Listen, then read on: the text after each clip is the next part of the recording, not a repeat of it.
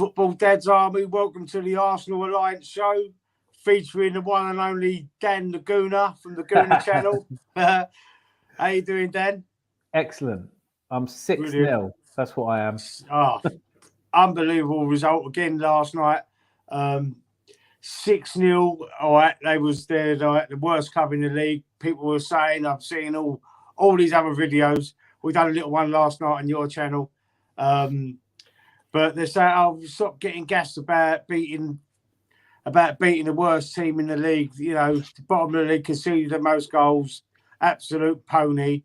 But, you know, it's not only about one game, is it? It's about the 7 games, the 6 games before that. 7 games all in all since the turn of the year. And we've been different. There is something brewing. It's like the process or the youth projects, the process or whatever you want to call it.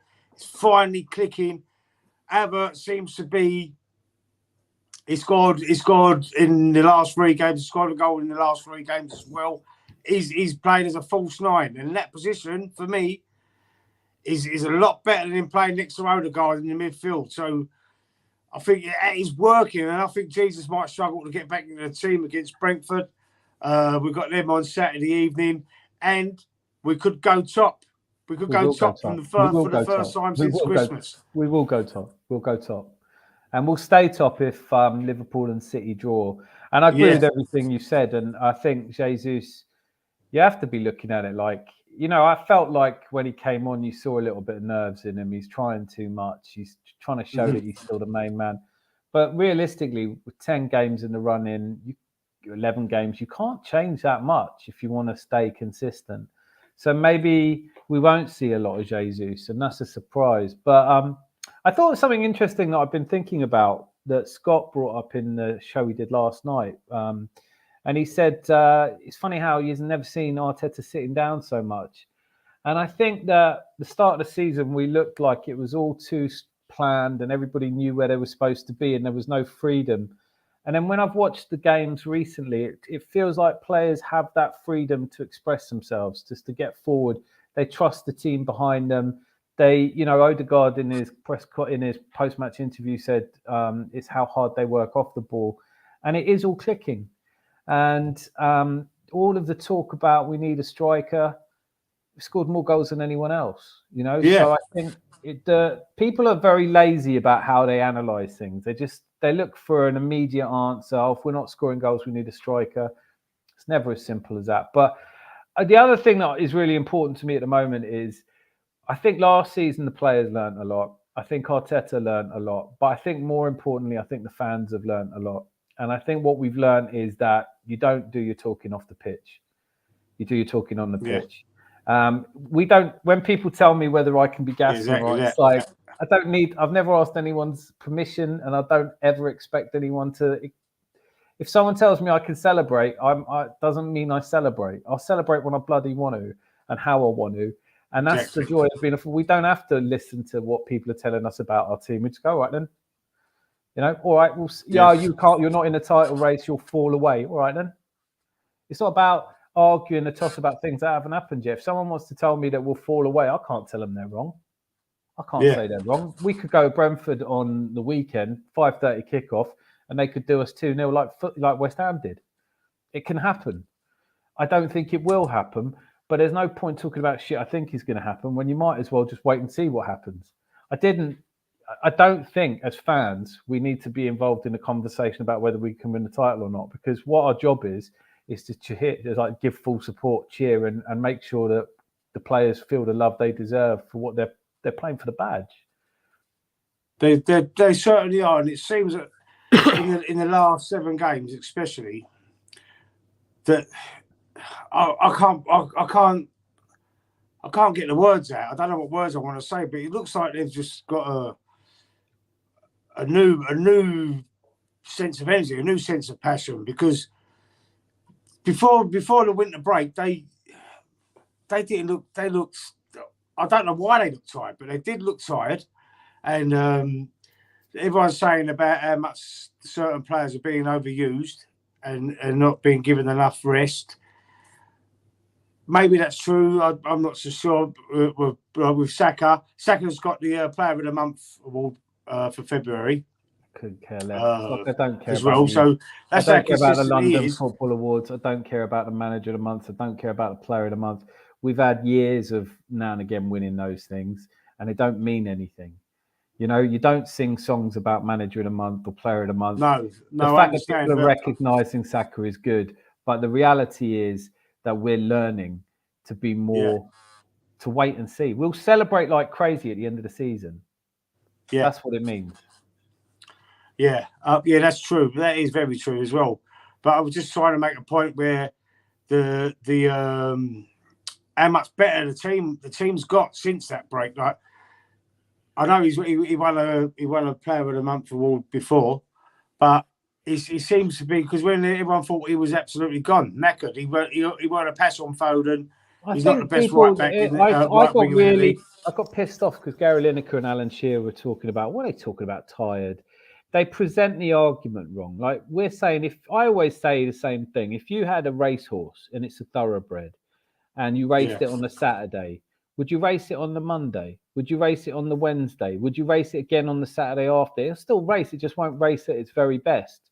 Exactly. You burn out as well. Rest is really important. I mean, nobody in top flight sports. I mean, I think about it from boxing, from your point of view. Like, would you fight every day of the week? No. You could do. You just won't fight as well. No, so rest and recovery is the biggest part of this. And if we are going to expect players as young as Saka to play every minute, Saliba's played every minute so far this season. If we're going to expect them to do it, you can't necessarily expect them to play as well. And what Lineker and Shearer were saying is like, you can play every week. Yes, you can. They are playing every week. They're just not always hitting that Fulham game for me before Dubai, which is why I disagreed with you and Scott when you did your show. Because I've managed a lot of teams and I've managed a lot of people, and you have to know when to put your foot up an arse and when to put your arm around the shoulder. And for me, if you'd gone in on them then, you could have seen the whole thing collapse. Yeah. Right. So what you do instead is you bring them all together like a family. You had all these people going, why are they allowed to bring their families? It's because you want them to achieve their best results. You want them to feel loved and supported. Now, don't get me wrong. When you look at Man United and you think Jadon Sancho and Erik ten Hag, he did all that. He put his arm around his shoulder and it still went wrong. It can go wrong. Marcus Rashford now doing PR stunts going, don't question my passion. He goes, well, I will question your passion if you're out clubbing the night before training and you can't make it into training. That's when I question your passion. And then it doesn't matter what you say, footballers do your talking on the pitch. Arsenal at the moment, we don't seem to care what people are telling us. I love that Arteta's, like Scott said, he's sitting on the sidelines. He's taught. I think a young manager wants to get over involved and teach, like with kids where you let them do something, but then you straight away get in there and take the scissors off them and go do it like this. And sometimes you have to learn as a manager, they have to learn themselves. They have to get in there and learn themselves, and interfering gets in the way. You do your prep during the week. Monday to Friday, you have them in training. You can shout and gesticulate all you want. On the day, you have to send them out there and go, you guys, you know what you're doing now. And I think they should do. And I think you're right, Dan. I think we've seen it, as Scott said, especially in the last game. He seemed relaxed, Arteta. He wasn't one bit worried. Early doors football TV. I was just about, let me squint. I ain't got my glasses. Big up Lee and Dan. Can't say but on giving a like and support. Good result for you guys. I hope you're both well. Thank you very much. Hope you're well too. We know this is a West Ham fan. You can tell from the badge as well. So go and have a look at his channel, Early Doors Football TV. Soft spot for West Ham. Always have had. Great to see and you me. I'm born. I know you are. So you still live in Bethnal Green, or have you moved out of there? We've moved to Walthamstow. Ah, that's what everyone does. You come into some money or something. Well, the missus has moved. I've just stayed. I've come here. I'll still live in Bethnal Green, but my missus is here in Walthamstow. I'm staying here. She's only been here a week. She's got to move to a house with a garden. So that's it. That old flat she was in. I lost when I was working in Holloway. It's obviously on the train line, and you go up. You could just go up to Highbury, Islington, and get straight up to Walthamstow. I lost track of the people that started moving out to Walthamstow. It was like one after the other. Much nicer than central London. Yeah, people were moving out to Walthamstow, Chingford, all sort of ways like that. because they're getting sick of the East End. I think, I don't know. Cheers, Dan and Lee. Be good to do a show together at some point. Anytime. Bang up for it. Bang up for it. Bang up for Anytime it. you can.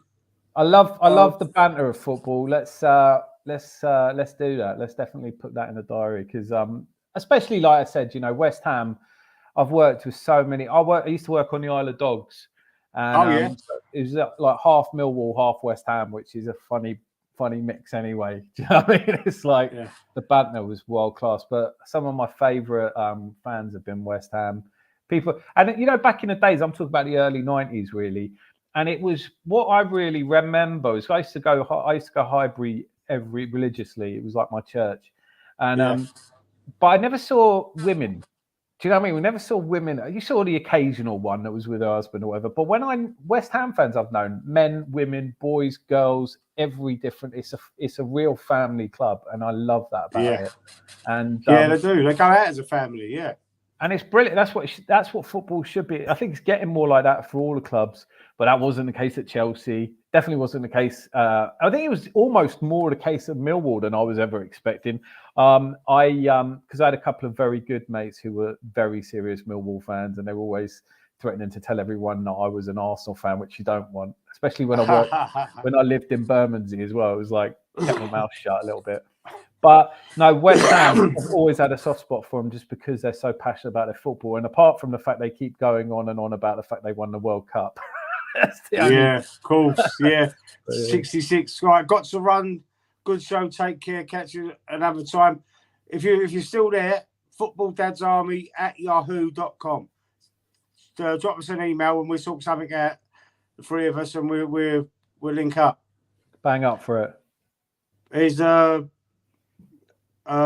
was it Old School Gunner? Hey, how you doing, Dave? You all right? Smash the likes. Thank you, Dave. I know you're doing your own show, but thanks. Is he still? Are you still Arteta out? I want to know. Yeah, are you still Arteta out? Hang on, Cooley got that. What? Nice one. Hang on. Oh, there's some messages coming in. Big up, Dave. Yeah, Dave. Old School Gooner. Oh, that's his name, Tony. Yeah, Tony. Yeah, Early Doors Football TV. His name's Tony. I'll see you on. I was speaking to you before, wasn't I? How are you? Yeah, go on. Carry on. Sorry, Dan. No, I'm just saying is ask Old School Gunner if he's still Arteta out because I have a feeling. Are you still Arteta out? I have a feeling Dave? People are coming round. Yeah, I think they are. A lot of people are. Even the most notorious YouTuber, Arsenal YouTuber, even I heard him say about Arteta today. I see a little show. I don't like to, but I just don't know who you mean. What are you talking about? See, he was on with Jez, and they was actually both doing that for a change. I don't think. That's the problem with a lot of people. It's like, there's that north side where he goes, see, I'll praise them when they do well and I'll slag them off. That's not being a fan then. Shut up. It's about thick and thin, in my opinion. Totally. That's what loyalty is, and also, you grew up in a time where, especially you live in London, right? Like, I mean, we were just talking about, I've grown up around West Ham fans, QPR fans. In the 90s, it became a lot of Cockney Manx, and I'm really if you're going to support Manchester United and you're from London, nah, sorry, you've got enough choices. But Chelsea fans and Spurs, dare I say it, we got banter off all of them and gave banter off all of them, and so. What you didn't get was going in on your own team. There was no, like, when I first went to I remember the first time I come home from Highbury, I was 8 years old, and my football coach at primary school took me and this other kid, and he took us, and it was a North Bank. I didn't see anything because I was too little. It was down in the terraces, and I come home and he bought me a pair of gloves. I think I still got them, like these Arsenal gloves. And the kids on my estate gave me pelters. They were all like, "You're shit, you lot are rubbish." So the idea that I would, so of course you defend, and they go, Tony Woodcock's rubbish, and you'd be like, no, he's not, he's brilliant, So the idea of me going, Tony Woodcock's rubbish, just never happened that way. You defended your own players. You might privately think, Christ, I wish he'd get rid of so and so, but to go in on them, I I mean, we had Terry Neal was at the tail end of me supporting Arsenal, right? So, and Don Howe, and then obviously George Graham. And I don't remember anyone giving these guys the same level of stick that Arteta gets now, that even when he's breaking records. And so when you got these guys that go, oh, I like him now, it's too late, mate. It's too late. You didn't see it, so you don't get to be it now, right? You didn't see, you want to, I saw him saying, oh, I can see the process now. It's too late. You're an idiot. You couldn't see it. Admit you were wrong. Eat some humble pie. Say sorry. All these things I don't see anyone doing anymore. No, you won't see him say. You won't see him saying sorry, especially them two guys. But I've admitted, I openly admitted to being wrong. Well, you have. That's what being a grown-up is. You know, like I've been wrong. I did that. I'm still not sure I'm wrong, but I did a video at the start of the season saying how I don't think Man City will win the league. You do a video like that, and I'd researched it and I made my case. And if I'm wrong, I've got to come out and go, yeah, well, I was wrong about that. I thought Guardiola would be a little bit more tired. I thought that the team wouldn't gel. I didn't think he'd be able to replace the midfield he lost in Gundogan. All of these things, I'm happy to say I'm wrong if I'm wrong, you know. Exactly. You have also got to be able to say what you think. And I think sometimes people rush to say what they think instead of going, I don't know yet. Like the most traction I've had is this question of left back. Like on the Facebook group, someone was like, there's no question that Timber's our best left back. And then someone else, and you just go, well, there is a question because we haven't seen him yet. Like, so, oh, well, I saw enough of him in pre-season. It's like, well, then you're an idiot. Because like, if you think seeing somebody play the MLS All-Stars or the Community Shield is a good indicator of how well they're going to play, you're either you're psychic and you can read the future, or you're making your decision too quickly. If I found out that Arteta had signed Kai Havertz because he saw him play in the pre-season friendlies and he saw him play in the Community Shield, I'd think he needed his bump felt. I'd be like, you've got to watch a player 5 or 6 times. You've got to get to know them, the character, who they are, how they're going to fit in, how they're going to get on with other people. Don't just go, I think Timber looks amazing. Timber looks amazing because he's played 65 minutes. Look, don't get me wrong. I do think Timber's a really exciting prospect. I'm gutted we haven't seen more of him. But I'll be honest, I haven't seen any of him. I didn't know who he was before he came to our club. I've read a lot of reports on him, and I've seen what other people have said who have seen him play. But I've never seen him play, so I've got an answer. I reckon now I've seen his brother play more than him now because I've been watching Feyenoord. So, like, I've seen Kieran play more than Durian, and don't get me wrong. Hopefully it's a Yaya Toure Kolo Toure combination. Yeah, do you know what I mean? But we had Yaya Toure at the club on a trial, and it didn't work out for him at Arsenal. And I think he's one of the best midfielders there's been in the Premier League. 100%. I thought we was brilliant. He was on par with Patrick Vieira. He was definitely on par with Patrick Vieira. He reminded me of him as well. Yeah, I mean that's could win. Now you've got an even more cultured one in Declan Rice. Do you know what I mean? He's immense, isn't he? 100 thank yous to every West Ham, to the academy. Well, he wasn't an academy at West Ham, was he? But he was at Chelsea, wasn't he? Was he Chelsea academy? He was at Chelsea academy with Eddie Nketiah, wasn't he? It's one of those. I don't know how much longer those two are going to be playing together, if I'm honest. No, I don't think we'll see Eddie Nketiah at the club next year. I think he's definitely going to be gone. I think Palace are interested in him. I think he's going to go to Palace. I don't know if. Well, I don't know. Honestly, I don't know Oliver Glasner well enough to really have an opinion on how he's going to line up. But he's brought Eze back in, and he looked good on the weekend. I mean, I know it wasn't a great game for them, but they beat Brighton, didn't they? And hang on, they lost to. I might get my weekends confused. I am now, aren't I? Palace lost to Spurs. They went 1-0 up and then lost to Spurs, didn't they? But what do you think of Spurs then? Do you think they've got a good shout at the top 4? No, I'm just saying. Do you think they've got? Because they do play some good football, and they're not far off of Villa. Kai Havertz has scored more goals. Yeah, that's what I'm saying. Sunday's not just a big game because Sunday's a big game because Tottenham play Villa and Man City play Liverpool. Yeah, all the teams around us are playing. So we're right in the middle. 4th plays 5th. first place, second. Arsenal have already played by then. I like Ange Postecoglou a lot, but not necessarily because of the way he's got a team playing. I think he's given them a little bit more swagger. They're definitely a better team than they were last season, but I think it's just that whole kind of, I love his press conferences. He's like really down to earth, isn't he? He's like, it's great to be here. But when he won the award, the Evening Standard Manager of the Year, and he was like, well, I don't really know why I've won that, Yeah. I like his honesty. I like anyone who's honest. That's why it ticks me off a little bit when people like Rio Ferdinand come out and say what they did, because you don't really believe them.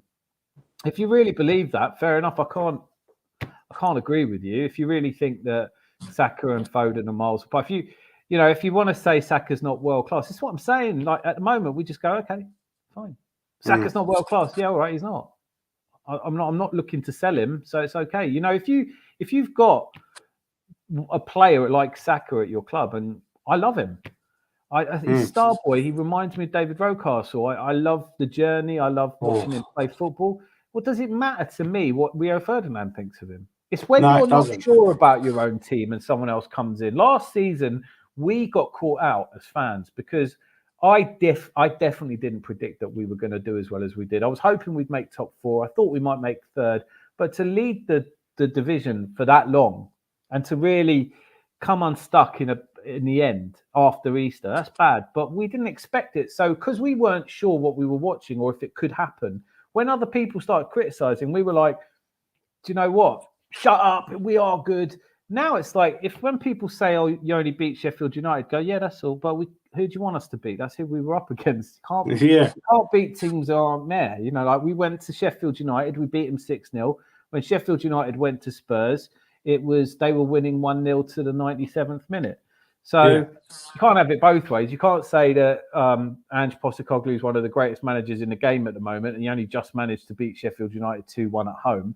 And Arteta's an idiot because he can't get 7 or 8 past Sheffield United. In your life as an Arsenal fan, try and remember how many times we scored 5 goals in a row. I mean, which teams have you? No, so. And what I was saying yesterday on the show was, like when they go, oh, yeah, but you beat Palace and they're shit, Sheffield United is shit, Burnley is shit, West Ham is shit, Newcastle is shit, Liverpool weren't very good on the day, and you only squeaked a win away to Nottingham Forest. And you go, Liverpool only squeaked a game at Nottingham Forest. Yeah, they got a 99th minute winner, didn't they? You guys don't play attractive enough football. Don't hear that being said anymore. No. Did Man City draw there as well? That was last season, yeah, they did. They drew their last season 1-1. Was it last season? Oh, okay. Yeah, it was last season. I have to check, but I think they might have them yet to come. Look, I keep going on about it. I've done my prediction for the league. I have to say, City go to Forest on the 27th of April or thereabouts, depending. Oh, the day after my birthday. Is it? Or let's hope they do you a favour. I think it's then. I'm not 100% sure, but it's the weekend because obviously games are getting. We got Spurs. I think we got Spurs that weekend. Spurs on the 27th, yeah. So we've got Spurs. So City, looking at their lineup, they beat Brentford, but they drew with Chelsea at home. Man United, they kind of battered them, but it didn't look like a convincing. And Bournemouth away wasn't that convincing. Now the focus is on we're beating these teams: West Ham, Burnley, Newcastle, Sheffield United, Brentford, Chelsea. Look at it: West Ham 8th. Newcastle top 8, Brentford top half of the table, Chelsea just about halfway point of the table. They're all teams that we're not just beating; we're not even giving them a chance. So we beat Liverpool, we beat City twice. Newcastle, yeah. I mean, I don't know what. This comes back to what I'm saying, doesn't it? When you're confident that your team is good, and people want to say shit about them, you go, all right. That's right.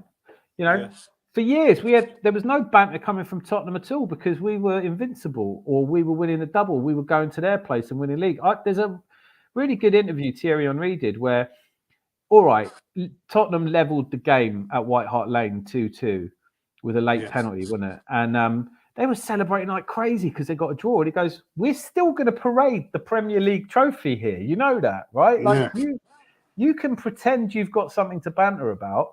We're about to lift the big trophy up at your place. Yeah. You haven't done that brilliant. since 1961. We've done it twice since then. What more do you want? We did it in 71 and we did it. Do you know what I mean? Like, it comes to a point where when you're like, try bantering City fans. This is what really surprised me in the start of the season when I did the video about Man City won't win the league this year, which could be wrong. You know, I'll say it. I might be wrong. But I did it. And all the City fans that were coming after me, like, and I thought, what are you worried about? You just won the treble. Yeah. If it was me and I just won the treble and I had people going, your team's not going to win it, I go, it's all right. I'm still drunk from the celebrations. Calm down. Of course. Right. And you know what? A lot of people were thinking that because they won the treble, they might lose a little bit of desire.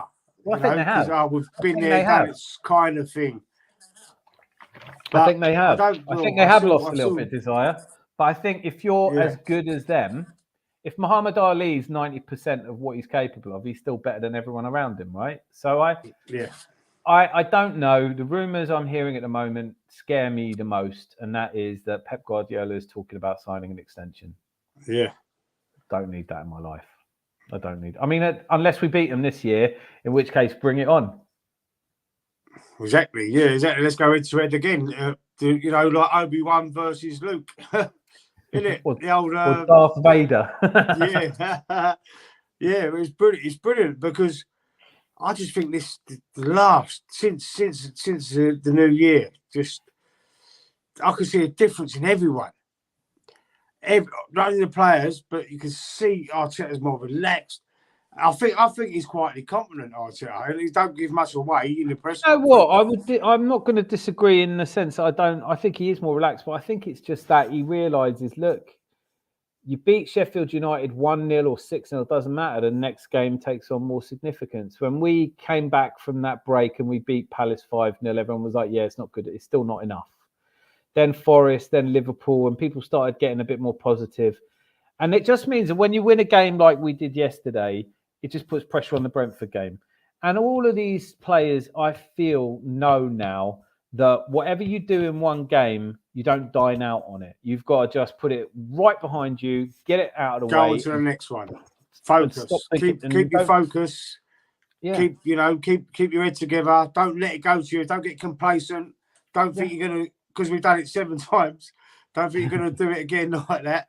You know, we are at Brentford. I'm confident we'll beat them.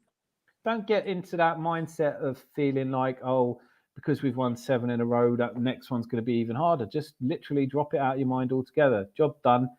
The league is about 38 games. There's nothing you can do to change that. We're not going to win it like with 4 games to go. I think we've all accepted that. I don't think we're going to win it at Spurs Stadium. I don't know if we're going to win it. It's close for me. It's really close. I think if you look at the bookies now, there's a really interesting poll I saw. 14,000 people voted.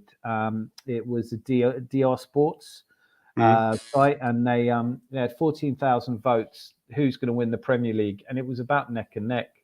So I think honestly, Liverpool fans, Man City fans, Arsenal fans, and all the other fans, no one knows at this point. It's who blinks first now. You know, if City slaughter Liverpool because they're not quite playing their full strength squad, they're out of it. Liverpool are out of it, and I don't think they'll recover. If Liverpool can batter City, I think City might be starting. Their fans will start getting the fear. Meanwhile, we get to watch from the sidelines. But then when we go to City, again, if they batter us, could be the end of our aspirations. We've got, you said it a couple of times, we've got some challenging away games to look forward to. In the last 4 games, assuming the Chelsea match isn't scheduled in there as well, but let's say it is, in the last 4 games, we play at Old Trafford and we play at the Tottenham Stadium. And I don't care how well we're playing in the league, we have a bit of a problem at Old Trafford. And you know that Spurs are not a mug team. They're, I think they are top 6 now. And they're going to be hard to beat. Just like Villa. Definitely. So, well, I don't think we ain't won at Anfield. I know that big game in '89. All right, let's everyone remembers that one, but I think Anfield's been a bit of a hoodoo for us as well. Yeah, it's terrible. It's been terrible for most teams. But we drew there this season, didn't we? We drew there, so we took points off from there. We beat them at the Emirates. Last season, we beat them at the Emirates, but More importantly, Manchester City have won only one game at Anfield in the last 20 years. Wow. That's it. One game in the last week. What? People don't go to Anfield and you don't get good results at Anfield. It's another group of fans that was waxing lyrical about how much I like West Ham fans. And that's despite the fact that one of my earliest FA Cup memories was Trevor Brooking's header in 1980.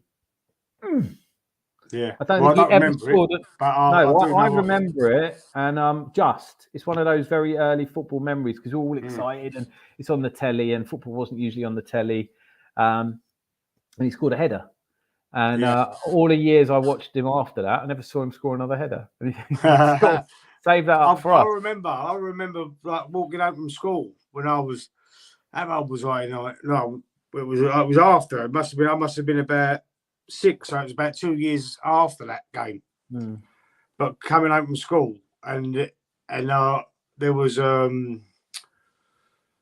noticed it because I was just about 6. I was when I was getting into football properly, and it was West Ham 1, Arsenal 0, graffiti along this long wall we walked past, and it was there for years and years and years. It was there for so long. It was just left. And then one day the wall was knocked down. So, Good. I don't know. I think they've done a bit of redevelopment in the area. But it's mad how much that was there for years. So it was there for 2 years before I knew it. Well, I went to school. Funnily enough, I went to school in West Hampstead, and there were 2 West Ham fans in our class, and obviously West Hampstead's nowhere near West Ham or East Ham.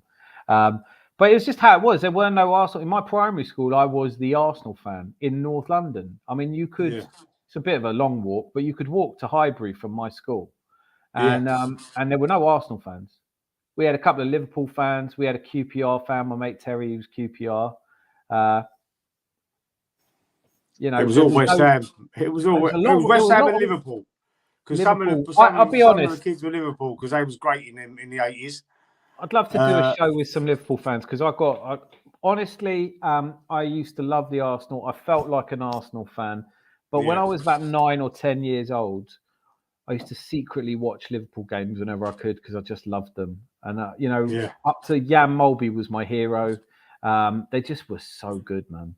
They were so good. And it was like watching them in Europe was like, they were just so good. So, and I think that you get a sense of, I think I said it to you before in a show. The one thing I remember more than the football about 89 was when we gave them their flowers before the game. And more important than that, the thing that I still get goosebumps is that their fans stayed behind and gave us a standing ovation. Yeah, they did. Yeah. Yeah, that's mind-blowing, wasn't it? That's class. I hope I'm like that. I hope I can do that. Yeah. I certainly am not going home at 20 minutes past the fucking kickoff. Do you know what I mean? Like, but Sheffield United fans, what are you up to? Like, what 16 minutes. I looked at the clock. I looked at the crowd. See what I thought. I looked at the. I thought it was only 16 minutes. Well, I obviously knew they weren't going to get back into the game. Yeah, I knew that at 1-0, but I still. What is the point in going? Like, exactly. What were they hoping for? Are they angry they didn't win it or something? It's like, you're not going to get to see Arsenal next season unless you get us in the cup. Yeah, exactly. Why don't you just appreciate? I know it's a bit condescending, but why don't you appreciate? Condescending, but I think on some level they deserve to be condescended to. You came to the match. What were you expecting? Yeah. Would they have done that against City? We are clearing out stadiums at the moment. Yeah. But maybe City, maybe they're expecting it from City, but not from us, because the hate is the jealousy. I should say, not hate. The jealousy is there, and it's rife throughout the whole fan bases, all the pundits, everyone. The hate is there. I don't care what anybody says. I've seen it everywhere. That's what I'm saying to you. That's why we've got to just go to Man United in a heartbeat. He's saying that, but he's saying that to get people to click on his videos. I mean, no one really took that. He went too far then, didn't he? He's gone too far. And Andy Goldstein was saying it as well on TalkSport. Andy Goldstein, like he was talking to he's a Darren textbook Bent. Man United fan, isn't he? He is a textbook Man United fan. Give me a fucking. He is exactly what I. Yeah. I've watched Man United. They look really good. I'll support them. Well, go on then. Support who you want. And then every time I see him, he's going in on us like, oh well, they're bottle jobs. Look how much money Arteta spent. What are you looking at us for? If you're a Man United fan, you've got to look nowhere else. Exactly. You explain Anthony to me, and I'll explain Kai Havertz to you. You explain how you spent more money on Rasmus Højlund than we did on Kai Havertz. Talk about injury problems. Martinez out. Look at the whole mess of Man United. If I was a Man United fan, I'd just keep my nut down and hope people don't notice me. Instead of throwing rocks at Arsenal, oh, you spent a lot of money. I'll have that I will have you've spent a lot of money off West Ham. I'll have that we spent a lot of money on a lot of teams. But what Man United. Pogba, you spent like 200 million on Pogba twice. Yeah. 90 million gone, come back, 90 million. Do you know what I mean? Like, what's a Man United fan got to say to me right now? Really, what they got to say to me? Like, since you've had Alex Ferguson, you had a once in a generation, you're once in a lifetime manager in Alex Ferguson. It took him long enough to win the league. And you want to talk about Arteta? Go on then. And so what I'm saying to you is like we allow these people the oxygen to have their ridiculous ideas by rising to it. If I'm at a bus stop now, don't know why I would be, but let's say I was out and about and somebody in a Man United shirt came up to me and said, "Oh, you lot of shit," I'd go, "Yeah, all right." Do you know what I mean? Like, yeah, you're right. They wouldn't even bother saying it. I'd go, yeah, you're right, yeah. Look around for their carer. Be like, are you allowed out? Do you know what I mean? Like, who cares what you think anyway? I tell you what, I think we can. Our Man City fans have gotten used to this. Man City fans, it was that Big Steve. I really like him. Yeah, he was the one that said about we're like the blue shark sitting behind and we're going to come and get you. You've got to say he was 100% right. But what he was talking about back then was it gave him so much confidence to see how anxious the fans were. He goes, because you like City fans, we can lose a game and be like, well, that's unusual. We'll be all right. Whereas Arsenal fans, you lose a game and it's like, oh, it's a disgrace. It's a disgrace. Oh! And it's like, that's not. So you're kind of revealing that you are more worried than you're letting on. So now I'm like, do you know what? If we do lose to Brentford, I'll be like, that sucks.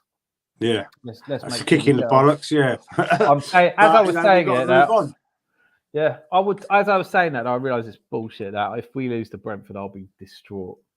I'll be distraught because you can't. Yeah, it would be sort of bringing you down to earth a little bit, but we've still got to ride the tide while we can, ride the high tide, and enjoy it while we can because it will come down. It's going to happen. It's inevitable because we're Arsenal. Well, but you can't use the. I mean. So many of the reasons people give me for why we can't achieve things is because we haven't achieved them before. And you go, yeah. But then, man, that's true of Man City had never won in Europe before either. Man City had never won a treble before. Man City had never won a double before. Man City had never won, there's lots of things that happen that never happened before. You've got to look at what's happening now and say, Jurgen Klopp, Pep Guardiola are two of the best managers the Premier League's ever seen. They're at the top of their game, and Arteta's living with them. Let's say he's not going to beat either of them or both of them, but he's living with them with 10 games to go or 11 games to go, and I think that's an achievement, and it gives me hope. That is a great point. Do you know what? That is a great point. For the last 2 years, we've been. Well, he has, and he's a novice outperformed Klopp. He outperformed Klopp last season by a distance. And was side by side. Really, last year, everyone told us, "Oh, if you don't win it this year, you'll never get another chance." There's 11 games to go. I think we've got a chance. We've got a great chance. Why won't we get another chance? If we finish runners up this year, why can't we come again next year? They were saying that the only reason we did as well as we did last season is because it was a poor league, and you go, "Yeah, all right then." I don't know. I mean, this is what I'm saying. You can try and understand where people are coming from. If someone comes to me with a point, there's points I'll agree with. There's things that I think Arteta could improve on. I don't think that we're clear favourites to win the league. I mean, I put a bet on at the start of the season, and it's been really funny watching. You can cash these bets out. Yeah. Where it's like obviously you put a bet on, and then immediately you can cash it out for a bit less, and then a bit less, and then it got to Fulham, and it was like, you know, it's like, oh right, well, and now it's just every week it's steadily going back up again, and you're like, no one knows. It's the other thing that bothers me about modern football fans. Goes, clip this, we're definitely not going to win the league, and you go, mate, you don't know. I'm not asking you because you don't know. No one knows. There's so many factors. I can do a prediction where I just look at who I expect to win. So I look at the league and I go, right, here are the games coming up. Can I see Man City beating Aston Villa at home? Yeah, I think they will. Could I see that being a draw? Not really. So I predict it's 3. Like Man United, I did a video saying there is not an earthly chance that Man United are getting anything out of this game. But in the first 56 minutes, I was like, God, I hope I'm wrong. I would love to do that video where I go, well, I was wrong. Humble pie. Brilliant. But the fact is, all these people who chat about, you know, clip it, I'm predicting this, just take your money to the bookies, put the money on there and shut up. If you win and you're rich, and if you're driving a Porsche next week, we'll see you were right. Anyone can go, oh, I predicted that Kai Havertz was going to be good. Did you? Yeah. I didn't. No one did. No one predicted. Not one person have I heard say he's going to be good. No. And that's up until 2 months ago. 2 months ago, they were still laughing at us for Kai Havertz, Andy Goldstein, going through it. I did a video on all of Arteta's transfers, and I was like, actually, when you break it down, they're not bad, man. I don't know how much it's Arteta's choices and how much it's Edu's choices and how much it's like, I don't know who picks our players. I mean, I like to think Arteta's got a big input. The David Raya, I've never seen anything like it. You know, David Raya, you should never have signed a good goalkeeper. So, well, Man United wanted him. Yeah, but you shouldn't have. And then he's like, well, I'm glad we had him because if we'd had an injury to Ramsdale or if we now had an injury to Raya, it's fine. Yeah. You look at what happened to Newcastle the minute they lost their keeper. They conceded, they've conceded more goals. I'll tell you what, Newcastle's, Liverpool's keeper looks, reserve keeper looks pretty decent, didn't he? He did, but the first game, don't forget the first game he came in was a 4-4 with Luton. And he shipped 4 goals. So you find me a game where Arsenal have shipped 4 goals with either Ray or Ramsdale and we can talk again, you know? Yeah. Like you can't be shipping 4 goals. I think Liverpool, for me, are like we were last season. They're on the edge of their nerves, you know? Yeah. They're getting through on adrenaline and emotion. And when that runs out, and it might not run out because I don't know how Klopp does it, but if it runs out, they start losing games. They've got some knife edge games coming up, Liverpool. You know, they've got City and Everton are the next 2 games. Oh, Everton, the Derby, tough game. Yeah. Where is that tougher that's at Everton. Everton, Then they got Brighton at home, who, all right, Brighton are not in the kind of form that we're used to from them. Then they got Sheffield United at home, fair play. But then they got Man United away.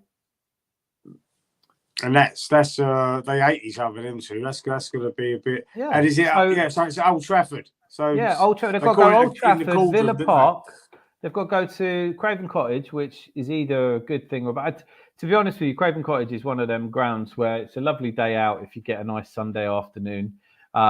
But on a Monday night or something, it's a tough one. You know, I don't know. Look, I don't know. But none of us know. But I'm not even sticking my neck out. I'm saying we're not looking at the league right now. We're looking at the next game. We've got to get our shit together, play against Brentford, take 3 points, and see where we are. And then the very next game in the Premier League is at the Etihad, isn't it? At the end of the month. And that is a long time to wait. I'm going to be a bit of a mess without football. I mean, I know there's the international break, and I don't like international football. I don't really enjoy watching it. Especially these friendlies.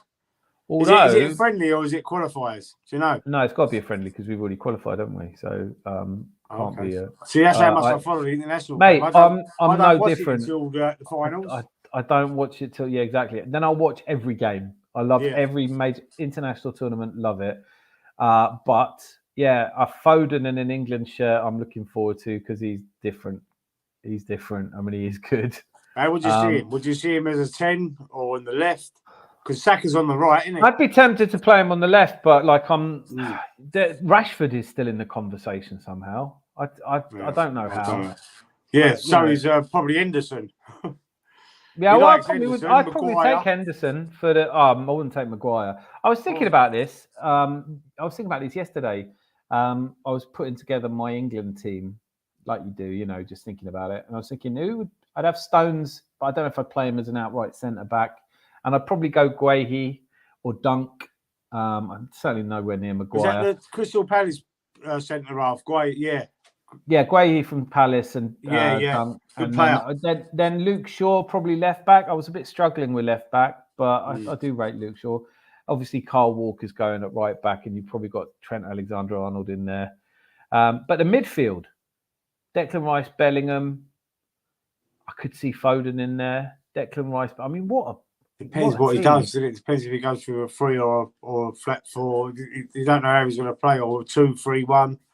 How's he going to play? Is Harry Kane going to? Well, Harry Kane's not doing really good in Bayern Munich, is he? No, he's doing well. It's just Bayern Munich are a mess, although they have just gone 1-0 up against. Oh, you're joking. I backed against them. I backed Lazio. No, you couldn't back Lazio. I have to be honest with you. Lazio, that game last week. I've done it for the price. Well, yeah, I mean, the price is good. I got rinsed on corners because there weren't 7 corners, and I thought there would be. I backed the two away, PSG and Lazio. Just I mean, Lazio were bobbins against Bayern, but it's just how bad Bayern are at the moment. I would love to play Bayern at the moment. I would absolutely love to play them. Get revenge on them, doing us 5-0 twice. Was it? Well, we twice, we are a better team than them now. So I get a lot of stick for being a part-time Bayern fan, but to be fair, I don't really care. Like I love Bayern. It's not the same kind of love I have for Arsenal, obviously. But I do watch them, and Thomas Tuchel for me is the worst thing to happen to Bayern Munich. Just the worst possible manager. I heard a little whisper. I think I've done a video with it. Did I do a video? West Ham. Yeah, West Ham. Yeah. No, he's not going West Ham. No, you don't think? No, he's not going. Would they take him? I don't know. I mean, I think West Ham. You've got, like I said, I have a lot of respect for West Ham fans. I think they know their stuff, and I think they know. I think I have respect for West Ham fans as well, the way they're kind of handling the Moyes situation, because banter aside, Moyes has achieved something that no other, manager since Billy Bonds or something has done. So I get it, but it doesn't mean you have to like what's happening, and you don't have to agree with everything he's doing. And he's bloody, he's not charismatic, and he's quite belligerent, and he sort of goes in on people, but he gets defensive too quickly, and you think, I wish he'd just have a bit more. The nice moments where he smiled, or he's had a good time, and then when they won the cup, that was great to see it from Moyes. But I don't think I mean, you see how much better West Ham fans are to Chelsea fans. Chelsea fans would be like, sack him ruthlessly. West Ham fans are a family club. They respect people. They respect him as a human being. They're being as nice as they can. But let's be honest. If I was a West Ham fan, I'd be like, taxi for Moyes. Do you know what I mean? Yeah, they missed out on Leicester. One of my mates I see all the time, West Ham. He ain't happy. He's not happy at the minute. He ain't even been going. He's got a home and away season ticket, and he said he's thinking he said I can't. He went, especially after the last game he went to was his son's birthday when Arsenal beat him 6-0. Or was it 6-1? 6-0, 6-1. Can't remember. 6-0. Yeah. And he said his boy was in tears. Did he go for the first half? He said he went like that. He went, look, I left at half time. He went, I had to.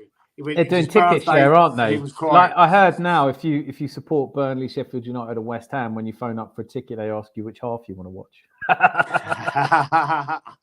Will you be having 2 halves, or just sell a half a ticket? Just go like, get half a hot dog with it. I don't know. Listen, I'm glad he's not our manager. But then the other part of me looks at it and goes, "Hey, you're not doing that badly, man. Like West Ham, they're clear of relegation. They're chasing down European places. They've got a European trophy under him. What? It's like when Palace fans are pissed off. You kind of go, you're Palace, right? You're not winning anything. You might get a good cup run, but what? You're pissed off because you're not in Europe? What? I mean, what are fans supposed to think? Yeah, that's true. But think everyone can dream and everyone wants better. Yeah. They didn't. Do you know what's annoying as well for them? I think is they didn't progress. After winning that trophy, you're right. They're in the Europa League now. Yeah. Are they out of that yet? Or are they still in? No, I think they're still in it, aren't they? But so it's the next cup up, isn't it? From the conference, European conference thing. Now in the Europa, they just want to see progress. If they win that, they're in the Champions League. Yeah, they've got Freiburg. They play in 2 days' time against Freiburg, who just held Bayern Munich to a draw. So that's not necessarily an easy game. No. I get it. I think that one of the reasons I love West Ham fans, and I keep saying it, but they know their football. You know, Tottenham fans always used to go, "We don't care about winning trophies because we play attractive football," and I was like, "No, you don't." But West Ham, they've got some cracking players at West Ham. I mean, Bowen, I think a lot of him. I'm not as a technical player, but as a real heart. And he's a great player. But I really rate him. And that other, what's the other winger? The young boy. I keep forgetting his name. I keep thinking Dooku, but it ain't Dooku. He's City. No, Kudus. Kudus. Yeah. We were kind of in for him at one point, weren't we? And Paqueta, he's muscle. I was surprised. I mean, Luca Paqueta. What a player! Where he nearly went to City, he nearly went to City, and you're just like, please don't have him. Or I tell you what, James Ward-Prowse. There are a lot of teams. He ain't done much though, has he? I don't even think he's, because he was a free kick specialist, wasn't he, at Southampton? I don't think he's scored many free kicks. He scored no goals, but he's got 4 assists. I mean, he's not played that much. Oh, sorry, that's in the Europa League. Let's have a look in the Premier League. He has scored. So 5 goals in the Premier League. Oh, hello. You can't go. It's your show. I lost you for a minute. I was like, oh, no, I don't know what happened. It just spun away. It's a feature. Yeah, so, I mean, no, I thought James Ward-Prowse has scored. He scored 5. But also, look, I mean, a lot of teams wouldn't take a punt on him, and then West Ham did. I thought we made their defence look a shambles, but I think Agard, is it Agard? I don't know how you say it. He's a decent. I can't think. I don't know. It would be nice, actually, to see, not Tuchel, because I wouldn't wish that on West Ham fans. He's a fucking irritating man. Like, he just is. Nothing's ever his fault. You know what I mean? Like, after the boat, because I speak German, so I watched his interview after the game, right? And he was and this is classic Thomas Tuchel. You got beaten by fucking German Burnley, right? Yeah. And people can go on about us because we're gassed because we're beating team 6-0. Bochum beat Bayern Munich. It's unheard of. It's just not possible. And after the game, he's like, "Well, we had much better XG than them." And you're like, no fan wants to hear their manager say that. Don't get me wrong. You can use it to explain. You can go, you want your manager to come out and go, is like, "Yeah, I got it wrong. Something's wrong. Yeah. I'm on it. I'll fix it." He comes out and goes, "XG, well, we were better. What can I do?" And in the training, the players are good. Then you put them out on the pitch and they don't play well. He goes, "Well, surely that's you. That's your job, isn't it?" Like, and then when Driesen, who's the chief executive, who's a kind of took over from Oliver Kahn and Sally Hamadic, when he came out and sacked Tuchel, he said, "Now it's on the players to the end of the season." And you go, well, they don't give a shit. Do you know what I mean? Players, it doesn't work that way. You can't blame all the players and sack all the players. So coming out and going, we expect you. The reason you have a manager or a leader is because there's one person who's accountable. Yeah. You know, might not be fair. It's not. You know, if you get really narrowly close, like Arsene Wenger's not to blame because Jens Lehmann got sent off in the final of the Champions League, you know, and undid all the work we did in getting there. But he's accountable for it because he bought Jens Lehmann, or because you have to have one man takes responsibility, and Tuchel never takes responsibility for anything. It's always somebody else's fault. Yeah. He gave him the 100 million quid to go and buy a striker, and he bought Harry Kane. And this is a story I want Arsenal fans to think about.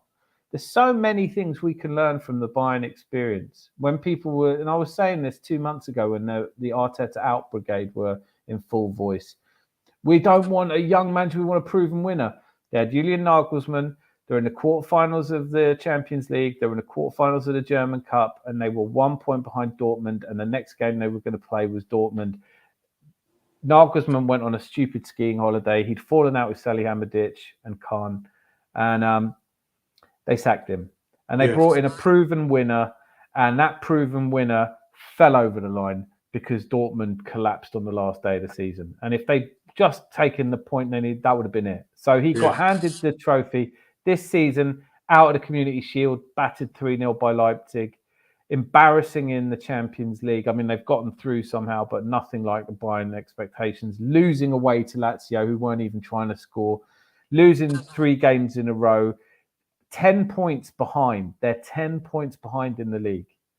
That's what happened when you go out and get a proven manager, right? And so all of the Arteta out brigade that wanted us to go and do the same, think about it. Just think about what can happen. Because the Bayern Munich is not necessarily going to be an easy fix to turn this round.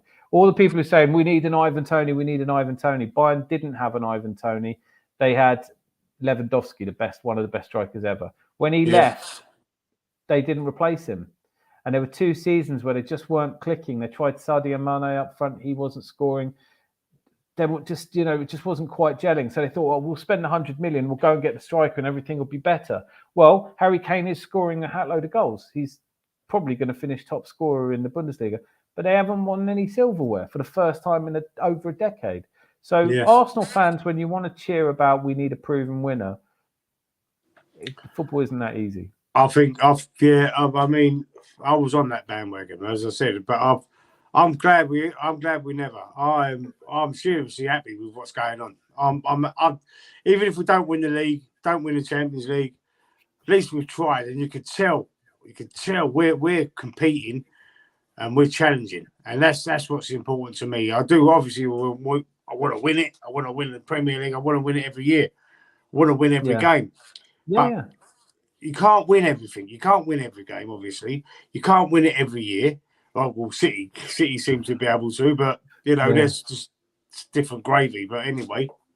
We've never won one back to back. We haven't won a back. The Arsenal DNA. People go, the standards of this club have dropped. To go, we've never in my lifetime, and I'm 50, we've never won back-to-back leagues. You have to go back to the 1930s for back-to-back leagues. Put in the comments if you remember last time Arsenal won back-to-back leagues. Because you would have been it would make you about 110 years old if you remembered that. Let's be honest, it's not happening. Yeah. But this is better than the top, going into the top like Arsene Wenger the last 5 or 6 years of his tenure, top 4, like he said, it's as good as a trophy getting in that top 4. But this is better because we're actually challenging. We're challenging for title, and we're going to be in the top 4. Well, the last few years of the Wenger regime, being the Champions we were League, settling for that. We were settling. Well, for it wasn't even. I think you settle for what you're able to do. He didn't go out and sign players based on their character. He signed players for their ability. And what I think you see in Arteta and Guardiola and Klopp and Ferguson, the great managers, they want to know what your spirit is. They want to know if you can fight when everything's against you. And I'm in Ray Parlour's autobiography, which is not great. I love Ray, but it's not a good autobiography. But he talks about he was playing up. I can't remember. It was Hull. I think he was at Hull, and they let him train down in London with the Arsenal team. So he would train with the Arsenal squad. And he said that dressing room, he goes, I couldn't recognise it. It's like Fabregas wouldn't talk to William Gallas. They wouldn't even look at each other. There's loads of people just not getting on. And Arsene Wenger wasn't the kind of manager to walk in there and go, "Oi, what's going on?" So I think Arteta is. I think he showed what he's got against Aubameyang. Ozil, got him out. Got him out. I mean, people forget, man. People forget the players, Mavropanos and Mavropanos. He's at West Ham. I know, but that's what I'm saying. Like, that's what Arteta inherited. Yeah. I always forget his name. Who's the fucking worst German defender in the history of the world? Mustafi. No, Mustafi. Mustafi was a legend. No, Mustafi was one of those players. David Luiz and Mustafi as our centre backs, and you're just like, oh. They called him Giraffe, didn't they? Because he had legs like giraffes, like kept wobbling. He was just bobbing, mate. He was just bobbing. Like, you just go, give me a shirt. Fucking, let's have it. Come on. I'll get him off. Do you know what I mean? Like, or those dark days where Koscielny ripped off the Arsenal shirt and had a Lille shirt underneath, or Leon, I can't remember now. And you just thought we were putting up with a lot of journeyman footballers who'd come to Arsenal for the money. Yeah. I really always liked Lacazette. But I think he had the wrong squad around him. I think, you perform to the level that you see around you. If you're turning up for training every day, well, it's like you and me. If you turn up for work every morning, bright and early, however early it is, you're there. And the other guys you're working with, 2 of them don't turn up till 10 past or quarter past. How many days of your life are you going to go, well, I'm different, I'm turning up on time? You'll end up coming in late as well. That's how life is. You look around you and you go, if they're not going to give a shit, why am I? I'm not going to be the only one on the pitch that gives a shit. Yeah. You've got Guendouzi kicking cones. We had a lot of mentality midgets. Yeah. We had a lot of people. I liked him, Guendouzi. I liked him until he was a bad egg. He was a bad egg. Yeah. He grabbed the Brighton player by the throat, didn't he? Yeah. And he was saying, I earn more money than you and all that shit. At 21, I mean, you don't want that in a character. No. That's what I mean. Like watching Marcus Rashford sit there and go, no one's allowed to question my... It's like, shut up, Marcus. You're a footballer. Let your feet do the talking. If you play really well, no one's going to say anything to you, are they? I mean, we're falling all over ourselves to praise you. I had a video... I got so much abuse for it. I was like, forgive me. I'm not a Man United fan. I haven't seen that much of Rashford. But I'm not impressed yet. I don't really rate him. Sorry. I thought then he played quite well for England. And I was like, I see it now. But for me, it's a lot of this. Did he? A lot of this, that when he fell over against Ake in the City game, and you're just like, what are you doing? You're through on goal, man. Don't let him push you over. You're only going to get one chance against City. If he tries to push you over, push him. Do you know what I mean? Like instead, it's like, oh, I'm not off. And if you're going to go out drinking in Belfast, the comparison with George Best, right? I'm sure George Best went drinking many an evening in Belfast before training, and he might not have turned up for training. I remember when I was little, the Man United team was full of boozers, like Paul McGrath never went training ever. But on a Saturday, he played like he was the best centre-back in the world. That's all right. You can do that. If you don't want to train, don't train, Marcus. But if you turn up on a Saturday and you put in a kind of substandard performances you have been and throw your hands up that no one's passing to you because they haven't seen you in training, there's one thing. I remember a story. I can't remember. I read it or someone told me that it was George Best. He's drunk. He's still wearing his suit or whatever he was wearing. He's in the dressing room. And I don't know if it was Omar Way, I can't remember, but I think it was Jimmy Greaves or someone like that went into the dressing room and like because there was an actor who was going into some dressing rooms in them days, and he was spannered, he was gone, hungover, everything, and he went back to his own dressing room. We were all right here today, Best is fucked, and he ended up scoring an hat-trick or something. Is that great? Is that great? George Best just so many great stories, but there's that one where he orders room service in the hotel, and the hotel, where's it gone wrong? Money, like suitcase full of money, Miss World, and a bottle of champagne. Where did it all go wrong, Georgie? But that's what I'm saying. Like, I don't care if someone says to me, if you want to earn 250, 300 grand a week, what you understand is you're getting that because you're in entertainment, because people like the brand that you've created. Yeah. And I think he did his brand a lot of good with the food that he delivered to kids. But ultimately, I think those kind gestures you can do them anonymously. You don't have to do them. He said, I used my profile to raise the issue. We all know that kids shouldn't be going hungry. Just saying, I'm a multi-millionaire footballer and I don't think kids should be going hungry, he's not really doing as much good as giving the money in the first place. And I know he's done a lot, and I'm not trying to criticize him. He's done more than I have. Fair fucks. But what I'm saying is that one comes with the other. If you're going to take £1 million a month for playing football, when your standards slip, part of that is the people who contribute to your wages, either by watching you on television, buying tickets, shirts, whatever, they're entitled to go, he's not playing well.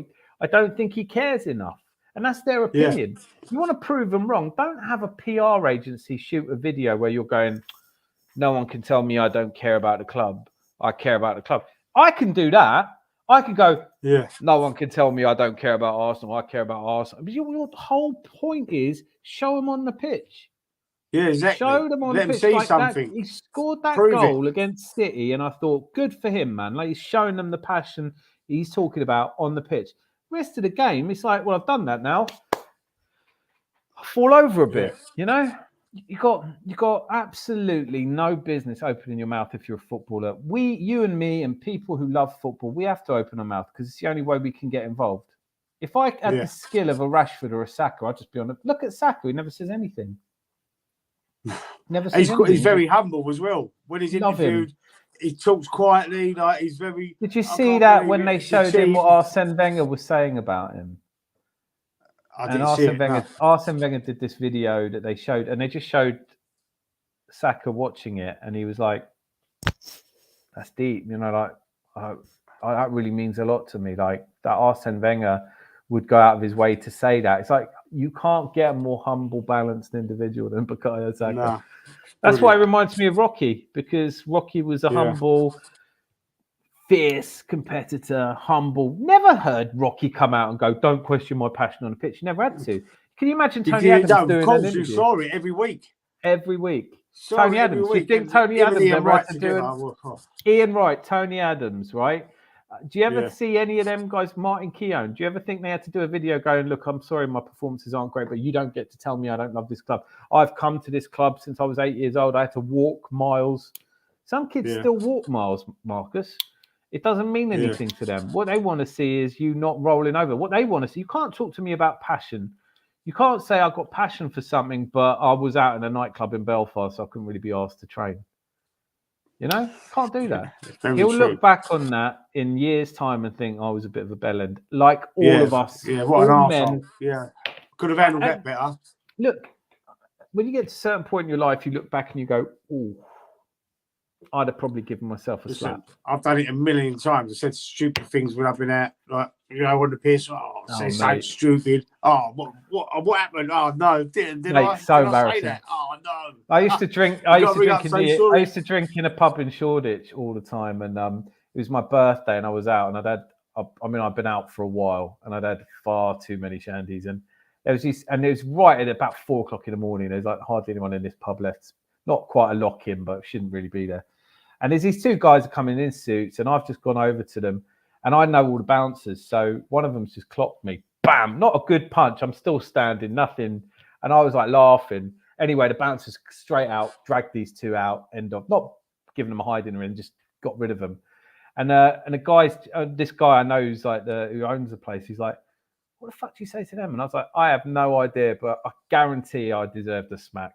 Because he's like out of nowhere, he's just gone bang. You know, it was one of them ones where normally in Shoreditch, you know, there's a lot of "don't you," and you know, "hold me back, Terry." And no, this guy just went bop, put one on me, and I stood there, and he goes, "That was well out of order. He just hit you." And I was like, "No, I'll be honest, Damo. He's absolutely got to be in the right." I don't know what I said. I was off my tits, but like I must have deserved it.